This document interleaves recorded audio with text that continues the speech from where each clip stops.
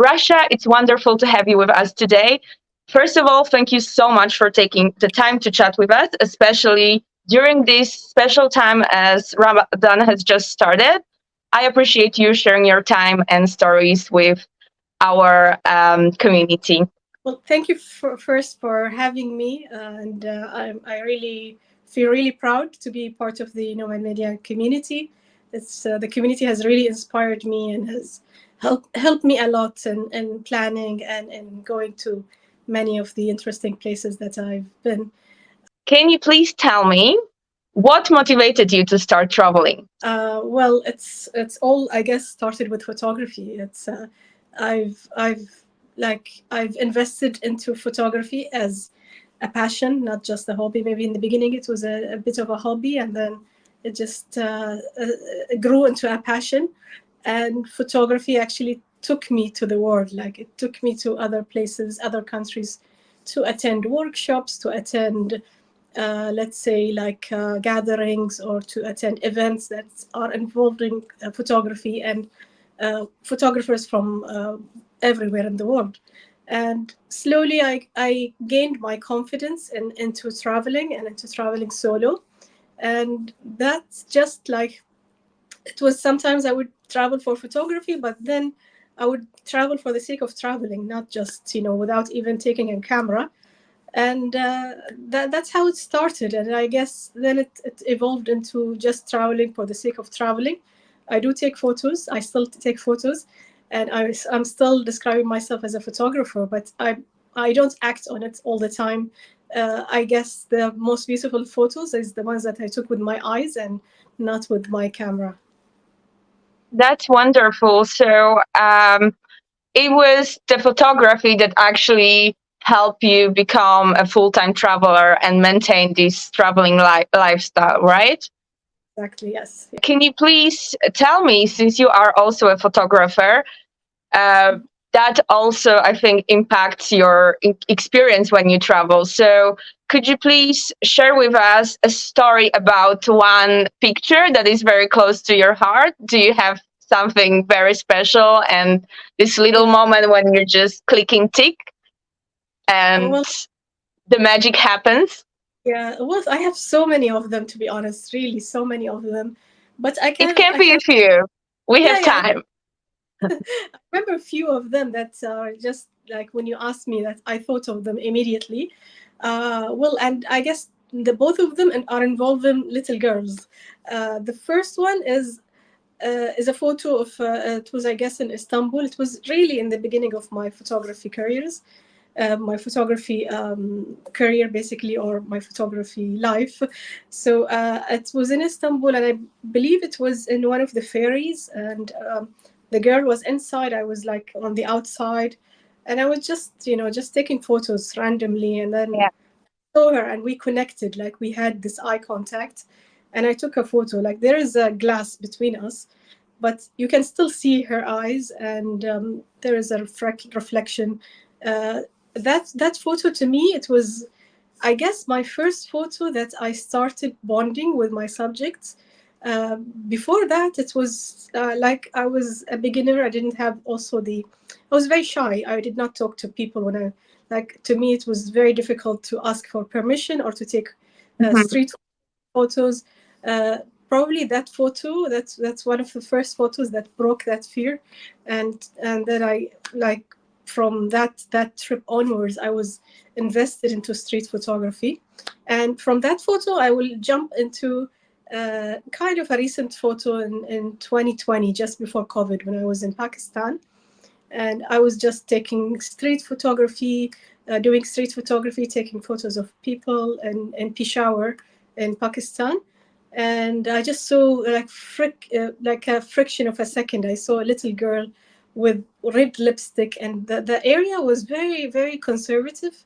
And to Mhm. me, like, a girl with the red lipsticks, and she was just running, and then she stood, and then she looked at me, and then I clicked it. I don't know. It was just within 1 second I clicked it, and we had also another like bonding second, I guess. Mhm.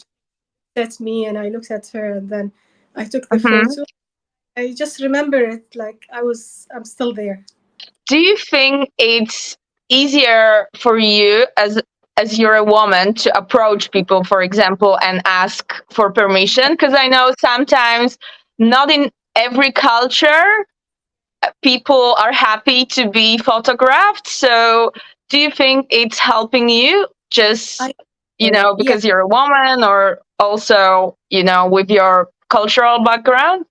Yeah, well, it's that, and also because I'm friendly with people. Like when I approach them, I'm like approaching them with a big smile, and before asking them for anything, like there's a way how to, there's a way how to ask anything from anyone. Like in the beginning, I would just compliment them. I compliment how they look, compliment anything like their dress, their style, their whatever they're doing. Because people are self-conscious, like they will be feeling, oh, me, why do you want to take a photo of me? Like I face this a lot in Central Asia. They have this, I believe, a little bit of a low self-esteem, maybe, or something like that. That's Mhm. what the guide told me, to be honest. He said it's not that they don't want to be photographed, it's just that they have this issue, like they just feel like they feel a little bit. Self-conscious. Mhm. Exactly, they feel a bit shy. Or so anyway, so coming to your question is, I think that's one of the positives of being a woman, is that i I can have the access to many places, to take photos, and without making a scene, definitely. But I guess men would be it's more difficult, let's say, for men to take photos in some places. But also, I'm not Mhm. allowed to go to some places because they are men only uh, places. Basically, some mosques or some worship temples, they wouldn't allow women to go inside. So there's Yeah, a yeah, I know as well. As a traveler, I think at least for you, right? Like because of your religion, you still are allowed more than me as a person from completely from outside. But yeah, I understand that being a woman makes it a bit different in many countries for yeah, us travelers to have access to places, right? yeah, true, yeah, When you travel around the world, especially when you travel extensively, I always find it fascinating just how to navigate all these like cultural differences. How do you do it? So, as I assume, one of the way you connect with other cultures or other people is through being friendly, through photography. yeah. What else? What are your like travel hacks? How to get closer to something that is unknown and very new? Yeah, well, it's very interesting question, and it's different. It doesn't apply to everywhere. Like Mhm. and it's also different to your interests. So yes, sometimes just holding the camera or holding a book, um, it's intriguing to some people. Like they would be asking me, what kind of a camera is this, or what kind of a language is this book? So that's like a door to start conversations. um, but I think if you know the language, or if you know a little bit of of that particular culture's language, that's a huge step into getting closer and deeper into that culture. They, even if you're not good at speaking it, even if you're just trying, even if you know a few words, they will be so happy that you are trying to learn their language, and they feel like they feel proud of, even more proud of their culture, that somebody is wanting to learn it.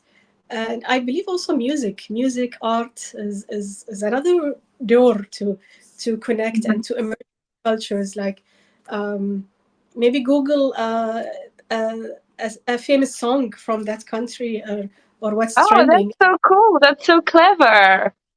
It's very interesting. Like when you will learn a lot also about the community, or about the country, when you Mhm. learn, when you just hear or see what's trending, what's happening.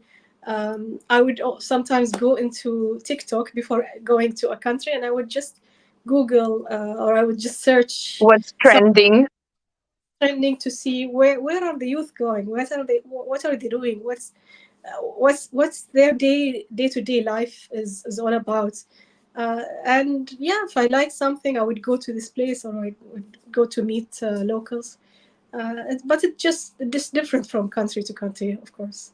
What was the biggest cultural shock you've ever had? Like, what was the experience that was just you couldn't wrap your head around it, and it was so different than Yeah. whatever you've known before? And I'm not sure, to be honest. The biggest cultural shock. Uh, I guess the shocks become less and less with seeing Yeah, all the, true. The more countries you have, the less yeah, shocked and surprised you are, right? yeah, but you get shocks every now and then, and it actually keeps you like, it keeps you alive. Like, it keeps you also curious to see more and more. Um, I guess the most closed community that I've seen was in Colombia. It's one of the tribes, the indigenous tribes. They're basically living on in the mountains, and they're really disconnected from the outside world. They're really like, there's no network, there's no cell network. So that to me, that tribe is a bit of a, it's a very unique culture, and maybe that was one of the biggest cultural shocks that I had, is that uh, the tribe are basically living on top of the mountain, and they've been living there for many years, and they're really happy there. They really don't want to mix with the other communities, or they even don't speak Spanish. They are inside Colombia, but they don't speak Spanish. Only the Mhm. guide and the leader, probably. I think even the tribe leader, does not speak Spanish. Only one of the guides within the community, he speaks Spanish. And the way they're living was to me very interesting and very, let's say, shocking. Can you also tell me more? Um, do you have moments that really shaped you as a traveler, and that those just seconds that you are gonna, like, you want to take a mental picture and you're gonna remember forever? Well, it's not just one moment. It's, I think, the whole experience of living in Lamu Island in Kenya during COVID. I think the whole experience to me really changed me as a traveler, and also as a person, because I was basically staying in that island, and my day-to-day life was repetitive. Like, every day I would wake up, do the same thing, meet the same people. Probably we talk about the same things. There's not much going on. It's COVID. The world is nothing. There's nothing basically happening. And I Mhm. was, Did I you was, I get was stuck there? You couldn't go back home, or was it intentional that you were there? I chose to go there, and Okay. that was my first trip after, or not after. It was during COVID. It was October Mm-hmm. 2020. So it was the first chance that I managed to travel after being 6 months, I guess, stuck in Bahrain. Well, I wouldn't say stuck as well, because I was also healthy and safe, and I was also like, it's being protected, let's say, from whatever this that's happening in the Yeah. world, pandemic that is, we've all been through this time. It's really unknown what's going to happen or what's happening. So the first chance that I got, I went to Lamu, because when I was in Bahrain, even though I was, let's say, happy, or I was comfortable and I was content, but I was also thinking, like, if I was stuck somewhere, I would rather be stuck in Lamu. And the first Mm. chance, I went to Lamu, and I stayed there. I stayed there Yeah. probably for 2 months or 1 month and a half. And then I went back to Bahrain, and I was like not happy. I'm like, I want to go back to Lamu, because Bahrain was still living in the COVID time. Lamu was not. Yeah. Lamu, Okay. Okay. nobody believed COVID exists, And they were healthy. They were, eating good food. They were having Mm. their day-to-day life and socializing. Whether But while back in Bahrain, nobody was socializing because we were forced to have this distance between us, and Yeah, every yeah, it was the same. I was in Dubai in COVID, and there were a few weeks of like total lockdown. So I feel like yeah, Africa was still more relaxed. I was very relaxed. Yeah, so I basically stayed like for months and months, and I would go back to Bahrain for a bit. Like I went back to get the vaccine, but then went back to Lamu. So I would stay for 3 months maybe in Lamu in Oh East. wow, that's such a long time. I think collectively I must have stayed for Mm. 10 months or so. Oh In total. wow. Yeah, and I was so happy. Looking back at it now, it's probably was the happiest time in my life. I have Uh, made friends. I met my best friend there. He's a local from Lamu, and he's a very old man with a lot of stories, and we would be like spending every day together, like from sunrise to sunset. We'll be that's having wonderful. that Mm. that that experience just changed me. And actually at that time I started thinking, because that was the time that I really was introduced to slow traveling. Before that I was less like jumping from country to a country, and then like I had this slow traveling experience, and I loved it, and I said, this is how I should be traveling. This is I should be having like a best friend in every country. um, but I Yeah, there's understand that. always this debate, especially in the travel community. Like some people prefer to do the slow travel. Well, there's always this, Yeah, rush of adrenaline, and like you do yeah, want to visit every country, and it's so hard to balance. So I'm glad yeah, that you had that experience when you really, could see how yeah, nice it is to immerse yourself fully in the culture, right? yeah. It was really an amazing experience, and yeah, I actually questioned whether I really want to continue traveling, because, like at that time, basically when COVID hit the world, I was at country number 100, 100, which Uh-huh. is UN plus. So I guess UN, I must be around 90. I was, let's say, halfway.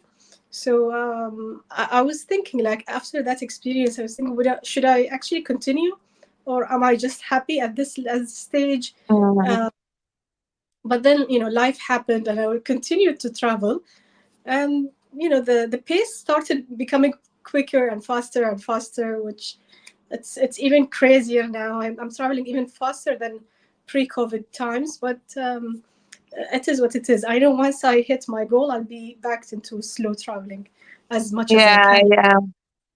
I feel like many people also, once they reach the 193, right? Yeah, Then they just revisiting their favorite yeah, places, and I feel like many people are in a rush to get yeah, there, and yeah, then you can just relax, slow down, and like really enjoy, right? yeah. Honestly, that's what I'm looking forward to do. I just want to finish, because if you don't, like, I believe that if you don't push yourself, Mm-hmm. then probably it will take much longer. And it makes sense to visit, like, what how I do it is basically I go each region, like, and when I go to Africa, I would visit a bunch of countries that are closer together, that are easy Mm-hmm. to in, rather than just going and coming back. I also feel like when you're putting together more than one country, I feel like it's also nice to see the difference straight away when you have those fresh memories, and like, you're crossing the border to another country, and like everything is different all of a sudden. So I also like that, doing 2 3 countries at once, just to have a better feeling, like, okay, so they do it this way, but Yeah, here something else is happening. So I think it does enrich also the experience, even when it's sometimes it's rushed, right? yeah, yeah, yeah. um, okay, now I would want us to talk more about your culture, your and like how being from the Arab world and how being Muslim affects your traveling, and how people, there's still a lot of misconceptions about Muslim women and like Arab women traveling. Yeah. So can you please tell me what common misconceptions do people have about women in your culture, Yeah. and how do you confront them during your travels? Well, yeah, as you mentioned, there are lots of misconceptions, a lot of stereotyping, a lot of not just Yes, as sadly.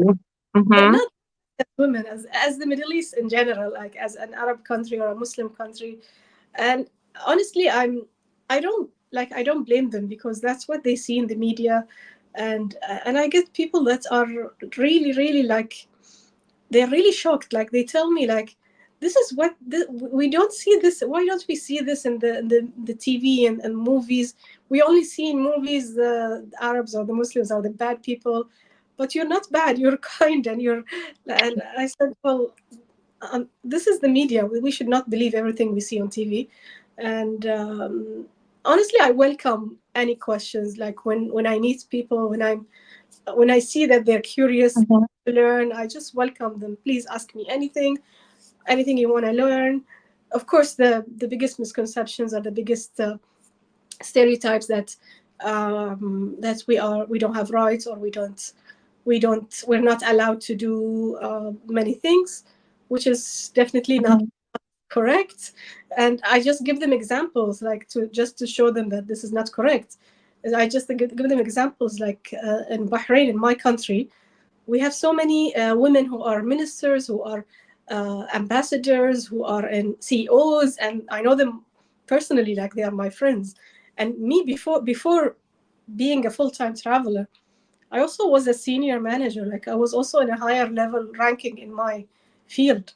So this just proves to you that women can do anything, whether career-wise, whether she want to travel, whether she wants to be a housewife. It's her right. It's her choice. Nobody will force her.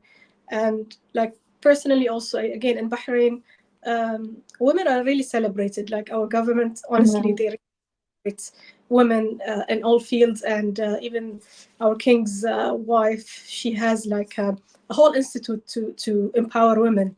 So it's actually a nice thing that they actually celebrate women, and we have a national day for Bahraini women. So the 1st of December every year, it's like Bahraini Women's Day, and Oh, really? That's so cool. every company, every ministry, they celebrate it. They really celebrate the women in the work in the work field in general. But coming back to me as a traveler, um, well, again, I don't see a difference between a man or a woman Mm-hmm. traveling. That, I think men are more privileged because we are targets in general as women. Yeah. So we kind of get more attention. We get the spotlight. Like whenever we go anywhere, I'm sure you've experienced this. When you go somewhere, the eyes will be on you, especially if it's a Yeah. male-dominated country. So you get the It's attention. harder for sure to blend for us, right? To blend Yeah, in, like, yeah. yeah. And I try to blend in because I don't like the attention. Like I want to have just as much of a normal travel experience as possible. And also Mhm. as a photographer, if I intend to take photos, like I want natural photos. I don't want people to be looking at me or anything. Mhm. Um, but yeah, it's very, sometimes it's challenging, but sometimes, as you mentioned in the beginning, I do get access because I'm a woman, and they feel like comfortable for me, like to go into. I get invited to weddings. I get invited to homes, which I guess maybe it's a bit difficult maybe for men to have that access. Yeah, like we talked about women not having access to certain places, but I feel like we must acknowledge also the fact that we as Mhm. women are most likely to be invited where actually male travelers do not have access to, right? Like just Yeah. especially in Arabic culture to be invited like by the ladies to Yeah. their house. It happened to me many times when I was traveling in Socotra, when I was traveling in the Middle East, that like I got Yeah. invitations where no men would be invited. So yes, it works both ways, I guess. Both ways, Um, yes. can you tell me, since we're talking about like all these misconceptions as well, and how actually women, especially like from your country, are celebrated.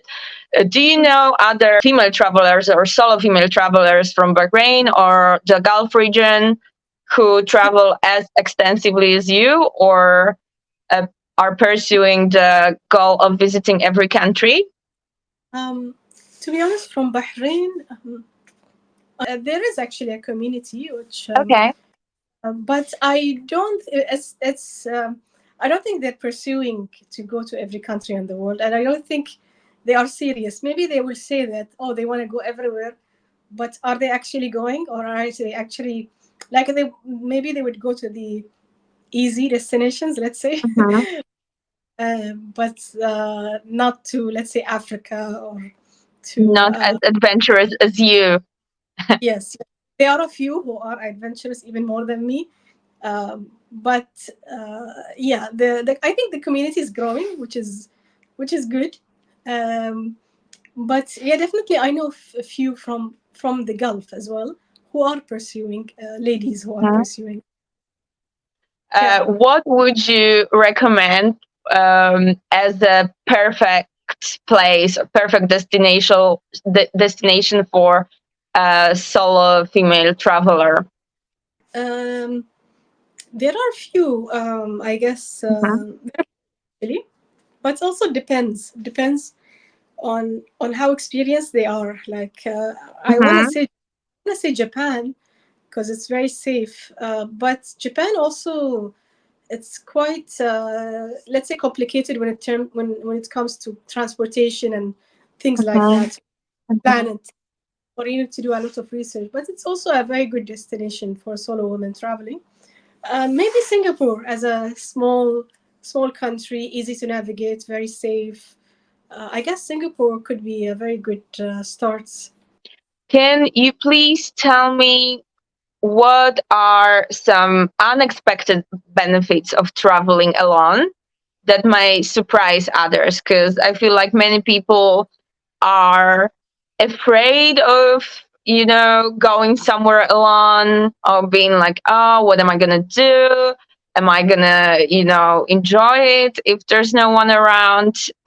You, as a solo, mostly traveler, how do you feel traveling solo enriches your experience, and what's this unexpected benefit that maybe people don't really, think of when thinking of solo traveling?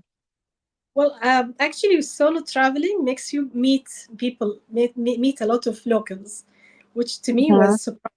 Did not expect. Sorry, I didn't expect this in the beginning. Um, but then it's just came to me like later on whenever I was solo. I'm kind of like I'm approachable. People would come and talk to me. They want to learn about my country or about my region, or learn about my photography, or just to have a conversation with them. So I would be meeting a lot of people when I'm traveling, and of course when I'm at the right place, or I'm uh, basically at the right place at the right time. But that's one of the most benefits that I enjoy while I'm solo. Just meeting locals, and whenever you meet locals, you get the real stories. You get to learn about the country, about the government. Are they happy like with the government? Are they uh, what's their day-to-day life? What are their jobs, or what do they do when they get together? Things like that. It's nice to learn from locals. Yeah, I think this is also what what makes it a difference between a tourist and a traveler, right? Because when you're a tourist, you just go to tick off the like biggest TripAdvisor attractions, but while when you're a traveler, you actually more focused on people, and you do want to Yeah. get the essence of the country while interacting with locals, right? At this point you're traveling full time, right? And Yeah. we both know it's Yeah. beautiful. It's a beautiful lifestyle, but it also comes with challenges. What's the most challenging thing about making traveling full time your lifestyle, and how do you overcome such challenges? Well, definitely it gets to you at some point. You get tired, definitely, because if you're constantly moving, if you're Mm, especially when you're quickly moving from country to country, it really gets to you at the end. It piles up all this change in weather, change in the food, change in the water, even your skin. Like my skin is so bad because of it's so dry, because of this lifestyle. mm, And having a routine, to be honest, I used to hate having a routine when I was like having an actual career here in Bahrain, and I was just having this, even though I was traveling, mhm. but still a routine, and I hated it. What were you doing before, if you don't mind me asking? I was in banking. I was in investment Mm, banking. Yeah, so mhm. I really loved it in the beginning. Like I really loved growing into it, but towards the end, I just hated the routine because Yeah. the travel had the travel bug has really taken over my brain. Like I just could not stay still, and and just all the stress and in this field, it just got to me. Um, but now I kind of crave the routine because I don't have a routine when I'm traveling. I want to have a routine, but honestly, I cannot keep up. So I miss having a routine. I miss going to my favorite like coffee shop or doing things that I used to like. But I know it could be for a short time. I can go back and have a routine if I want. Um, what else? Of course, yeah, you miss your friends, your family. You get lonely sometimes. But this is the life that you chose. So yeah. Yeah, true. So, it always comes with sacrifices. Like you can't have it all, never, sadly. Um, yeah, okay. Last question. So, for women inspired by your journey, who would want to start traveling solo, what advice would you offer? Like where to start Mhm. and what to do, especially women from your culture? Because Yeah, as you said, that's still not as yeah, common to travel so extensively and to all these crazy yeah, places. What would be your advice for someone who's still afraid yeah. to make this first step but is very inspired by your story? I'd say just go. Just don't overthink it. Just go. Of course, do your homework. Uh, just do a bit of homework, not too much, and then just go. Trust the process. Just maybe go to one of these easy countries or Easy uh, countries first. first, Mm, and then build up your confidence, and then you can do anything. You can manage anything, any problem that you have. You'll be able to solve it because you've done many things in your life. So what's a small problem here and there? Um, and yeah, just go. I think overthinking it's it's a big hurdle. always It's something holding us back, right? The more we overthink, the less likely we are to do what we want to do. and we always think, what if this happened? What if not? It's not gonna happen. What if it doesn't happen? So it's just mental, It's in your brain. Mm. So if you overcome it by just jumping, and you will build up this confidence. To finish, our conversation, I have one last question to ask you, which we ask everyone, Yeah. every person we interview. If Yeah. you could invite three people for dinner, anyone from the history that ever lived on Earth, or maybe someone fictional, who would you want to invite? Wow, that's a very, very, very tough question. I want to say I'll invite Omar, my friend from Blamu, my best friend Yeah, from Blamu. He has to be there.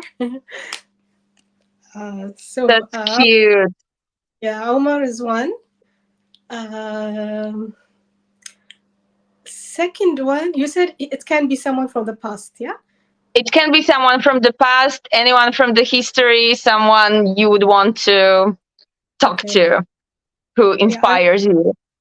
I want to show you someone actually. Oh, yes, please. It's here. It's this one, Cesaria Evora. She's a Ooh, singer from Capo Verde, yeah. and her story is very inspiring. I love her songs. She Mm-hmm. has a very song called Sudad.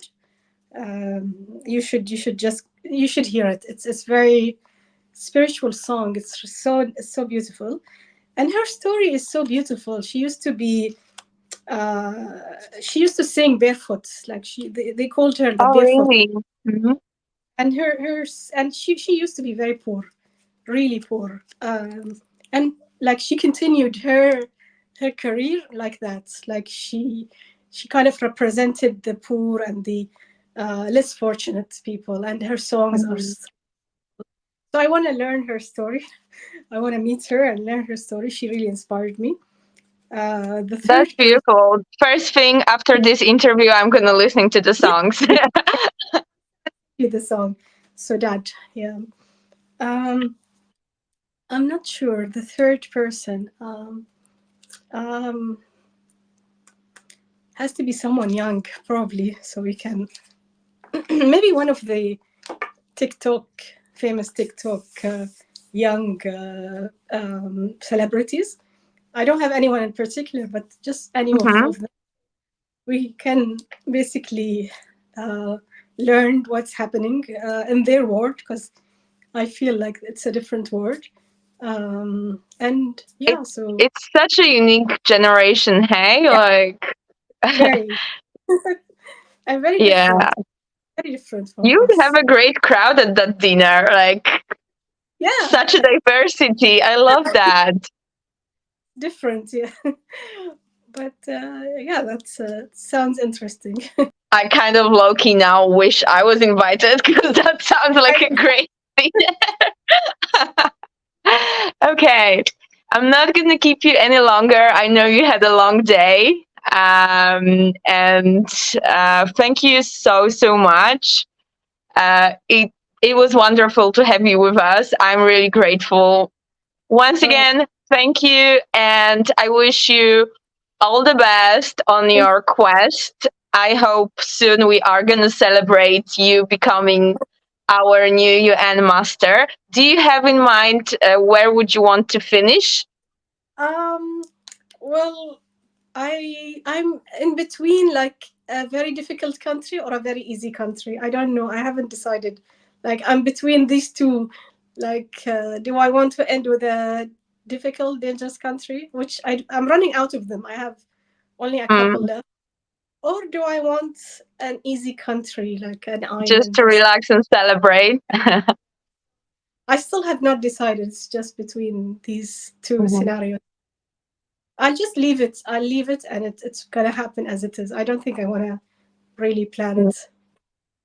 Well, I hope you're going to keep us posted. For sure, we are going to keep our eye on your profile, and please let us know when you're about to finish. If it's somewhere easy, maybe we can celebrate together.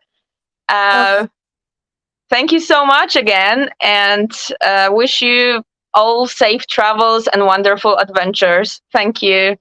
thank you so much. Thank you. Take care. Bye. Thank you. We'll perceive you.